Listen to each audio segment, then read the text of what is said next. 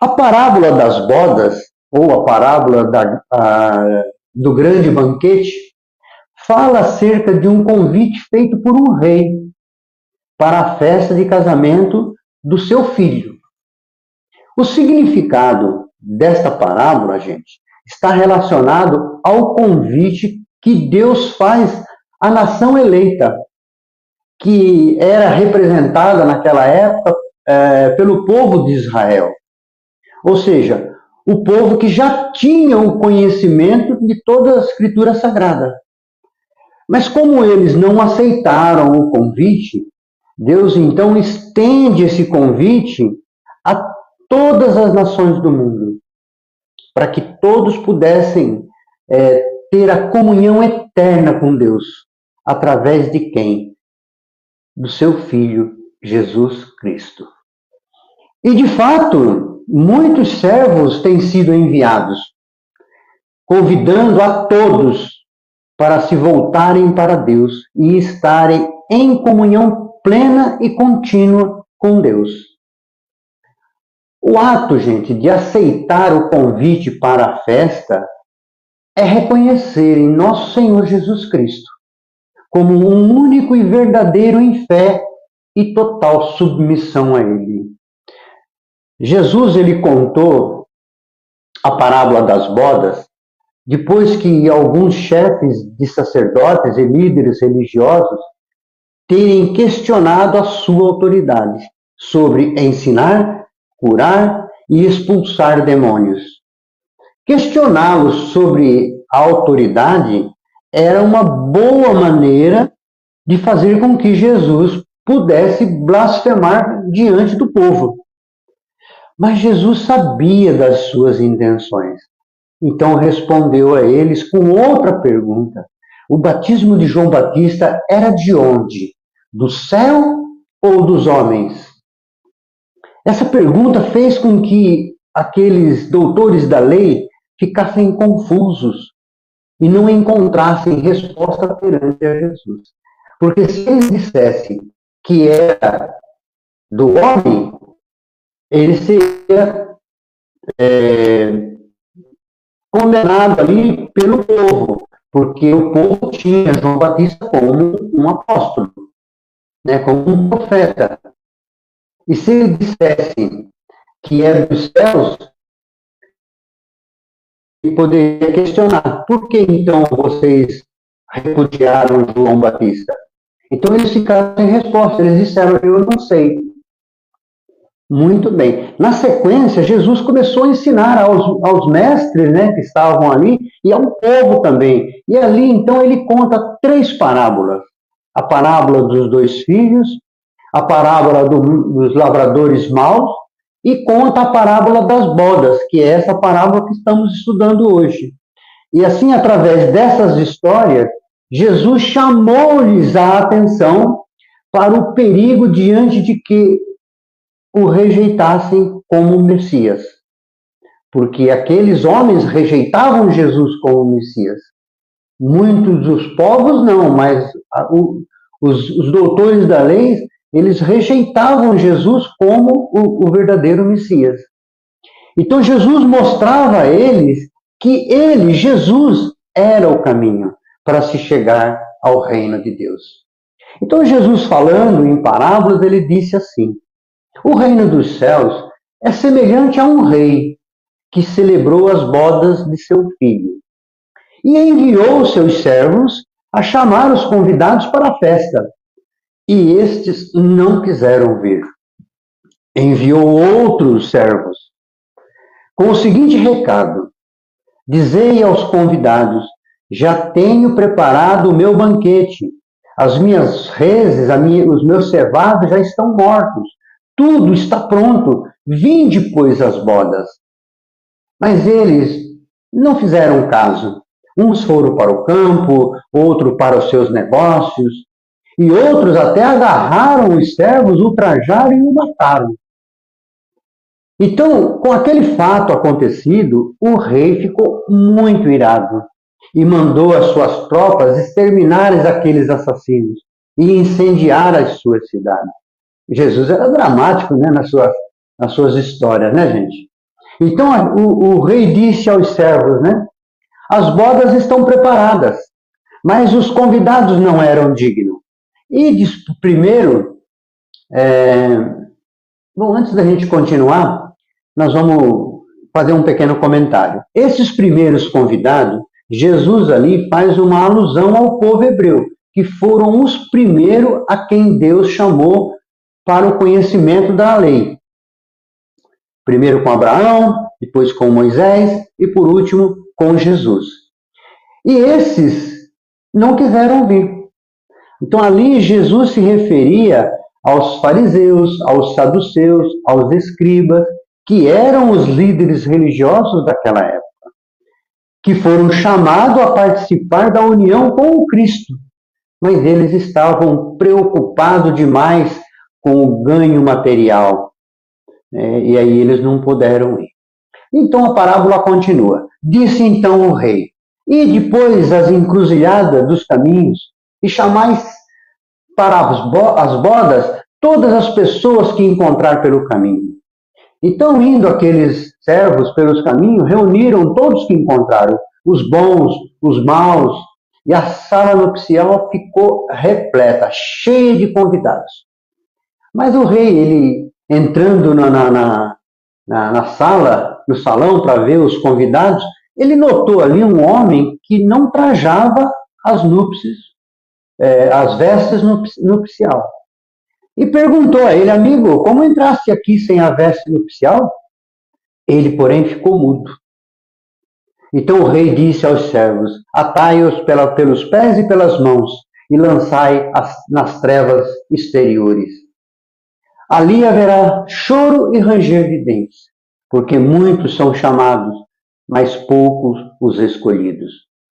Então, nessa parábola, o reino dos céus, onde é tudo alegria e tudo felicidade, é comparado a uma festa de núpcias, onde Deus enviou os seus servos a chamar todos os convidados para a festa que ele prepara para todos nós. Aqui na parábola, os servos representam os profetas, que vieram convidá-los e seguir o caminho da verdadeira felicidade. Os convidados do segundo grupo possivelmente não possuíam a experiência do grupo anterior, tá? Não conheciam a Torá como eles conheciam, não conheciam as leis como eles conheciam, mas revelaram-se estar propenso ao bem e que com a devida educação, a observação e a capacidade de exercitar os bons exemplos, poderiam se unir ao Cristo pela vivência da Boa Nova que Jesus trazia. Lembram daquele convidado que aparece na festa sem o traje nupcial? Esse é uma representação bem clara dos falsos profetas. São aqueles que falam muito bem, falam com muita eloquência, e têm um grande poder de convencimento. Porém, gente, são meras palavras. Não encontram eco nas suas ações, de maneira alguma. O falso profeta, ele tem apenas a aparência do bem, mas não é verdadeiramente bom. São pessoas assim, oportunistas, bajuladoras, que não têm o menor escrúpulo em traficar a fé ou realizar negócios escusos em nome de Deus, simplesmente para obter posição de destaque. E lá no Evangelho de Mateus, lá no capítulo 7, Jesus nos alerta a respeito disso. Ele diz lá, guardai-vos dos falsos profetas, que vêm ter convosco coberto de pele de ovelhas, mas que por dentro são lobos devoradores. Conhecei-os pelo fruto. Então, como disse Jesus lá em Lucas, nada ficará oculto. Então, esses falsos profetas, sejam eles religiosos ou não, serão descobertos, cedo ou tarde. E quando isso acontecer, eles serão lançados às duras provas da reencarnação. Ou seja, ali haverá prantos e ranger de dentes. Ali eles vão aprender a desenvolver virtudes, terão uma nova oportunidade, de desenvolver virtudes. e aprender então a confeccionar as suas vestes, para a próxima oportunidade, a participar assim do banquete de núpcias. Porque muitos serão chamados, mas poucos os escolhidos. Aliás, poucos ouvirão o chamado. Deus, minha gente, nos convida a todo instante para participar de uma festa que Ele faz lá no seu reino. Nos convida todos os instantes. E nós ficamos aqui esperando um convite de Deus de uma forma formal, né? Através de uma carta, ou de um fax, ou de um e-mail, ou até agora WhatsApp, né? Pode ser que Deus mande um convite para nós ali no WhatsApp. Não, gente. O convite, ele vem nas oportunidades de trabalho no bem, na caridade e do amor ao próximo. E é através das nossas boas obras é que nós confeccionamos as nossas vestes, que são extremamente necessárias para se entrar na festa que Deus nos oferece todos os dias. Só para lembrar, quais são essas vestes que são exigidas para participar da festa que Deus faz de convite? Pureza de coração, mansuetude, perdão, humildade, caridade, afabilidade e o amor ao próximo.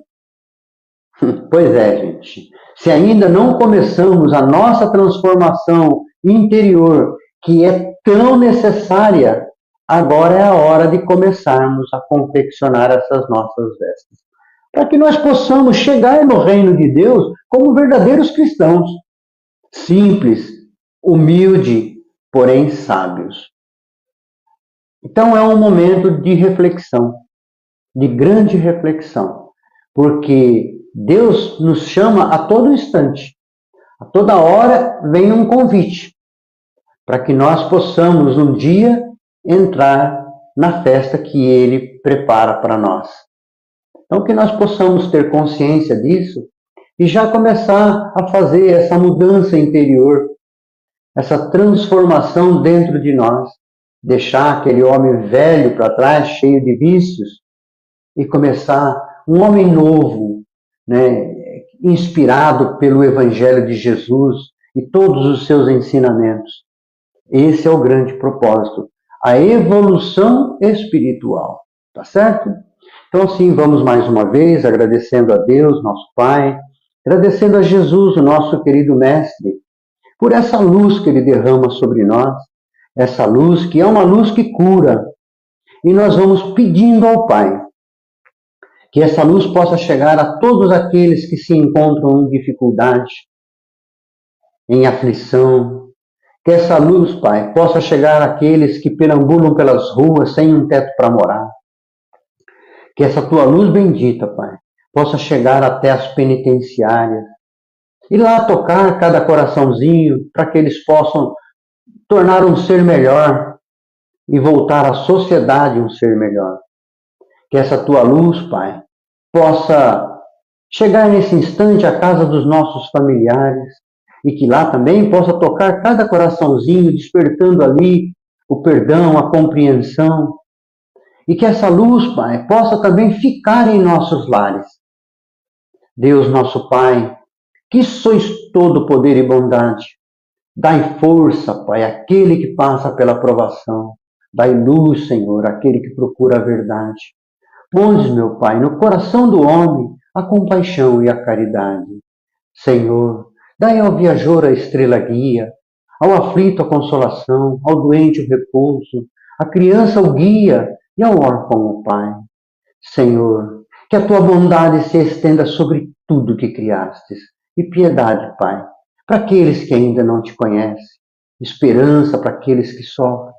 Que a vossa bondade permita aos Espíritos Consoladores derramarem por toda parte a paz, a esperança e a fé. Louvado seja nosso Senhor Jesus Cristo. Graças a Deus, que assim seja. Muito bem, eu quero agradecer a todos pelo carinho, pela paciência, desejar a todos uma semana maravilhosa e que a paz do nosso Mestre Jesus esteja em nossos corações. Uma boa noite a todos e até o próximo Evangelho. Muito obrigado.